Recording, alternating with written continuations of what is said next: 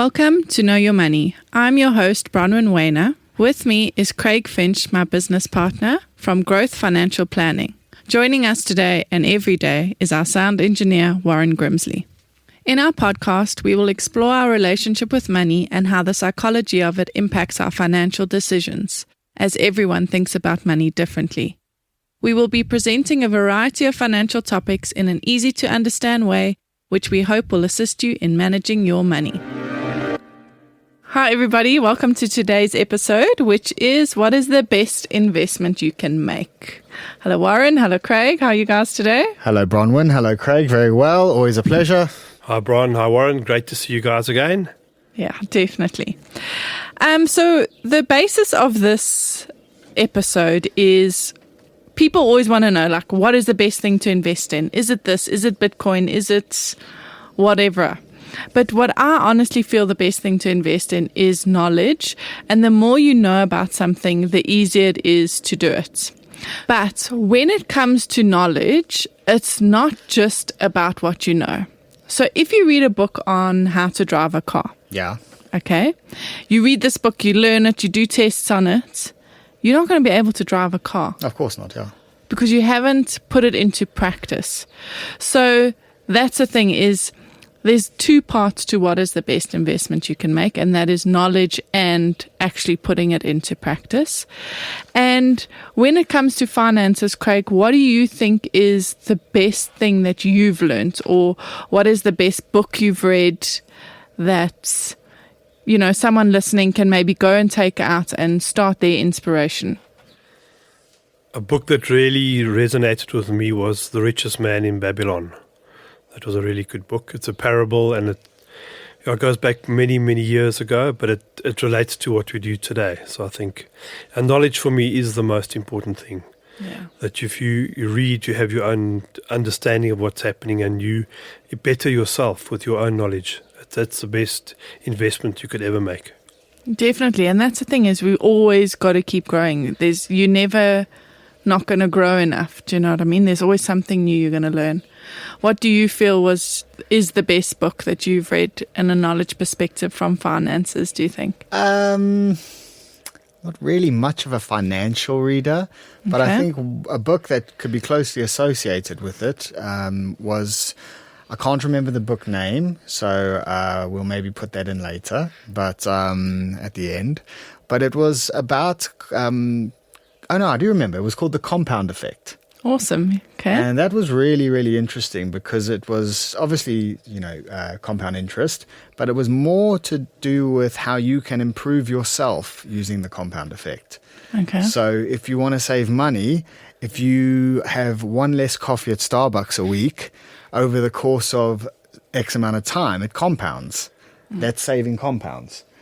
So that does financial books. Yeah, that's for me was a big one because it made me realize, okay, well, it's not really about trying to save a massive amount at one time. It's let it work for you over time by making little changes in your lifestyle. And it's about starting, exactly what you said. And there you learn something. So that was the knowledge part. And now the next part of that is just learning it isn't going to make you save the money. So now it's every time you don't have that coffee, are you disciplined to put that 40 Rand away into something else and actually implementing that? Yeah, for sure. No, I don't actually do that, but I don't spend a lot of money. So at the end of the month, I always just look at what I've got, and if I've got a couple of $1,000 left over, it just goes straight into the savings. Yeah. So I have noticed that more money is going into savings, but I haven't deliberately set out. Right, the 4 cups of coffee a month is going into savings, adding it up onto a spreadsheet. Into a debit order. Yeah. Into debit orders. Another thing, Bron, but people often, if they're not feeling good about themselves, they'll say, I don't like the place I'm living. I'm going to go and move to another country, another city, another suburb. But ultimately, if you're not happy within yourself, you're just moving those problems to the next place. So the very important thing is to look at yourself and try and improve yourself. And if yourself is the best self it can be, then you won't have these problems wherever you go. That was like a tongue twister, hey? Yeah. It was. And that's 100% what this whole season is about, is that it's just it's about self-awareness and all of that. And the only way you kind of have better relationships with money is when you have a better relationship with yourself, because there's so many elements to money, and that reflects on our relationships that we have with ourselves. So when, if I can just interject, so when we say, financial books or education, do you mean in terms of actually learning more about financial markets, or do you mean maybe in terms of understanding how you're spending your money, or when you say knowledge, what sort of knowledge do you think is most important for somebody on this journey? That's a great question. Good job. So what I think is the most important thing is that it depends on where you are and what you've unlocked in your sort of journey with finances. So for someone that doesn't know how to save, just say the question again. What knowledge? So there's more. What sort of knowledge are we talking about? So and I think you're onto something there. Yeah. I just needed that again. Yeah. So for a person that doesn't know how to save, knowledge for them is a book on budgeting, how to budget. They need to do anything and everything that can help them in order to budget. Someone that is looking for someone that is good at savings, their knowledge that they need to get is, where should I be saving? How should I be saving? What should I be saving? So it depends on what it is in money that you need, and you need knowledge around that. So if you are not open to receiving money, okay, wow, where's those blocks? Is it emotional? Is it financial? So a person that has receiving blocks needs to work on how they value themselves, so knowledge in that. A person that wants to make money, or keep money, you've got to learn, okay, how can I put discipline and boundaries in place to keep money?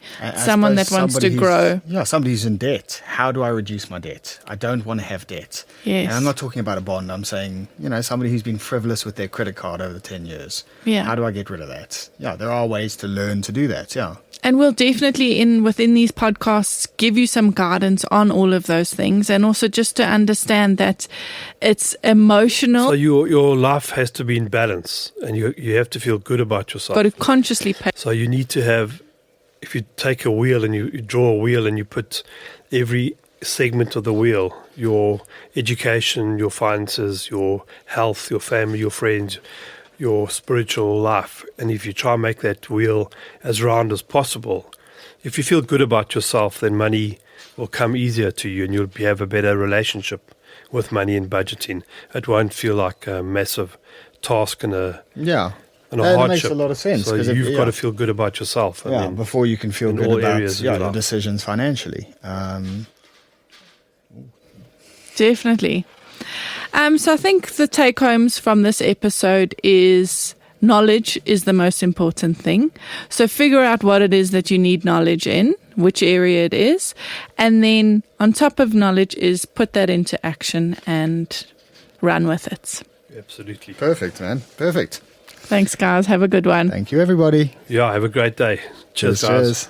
Thank you for listening. If you have enjoyed this podcast, please subscribe or visit our website, www.growthfp.co.za. The information we have provided in this podcast is our personal opinion. For more detailed information, please discuss your financial situation with a financial planner.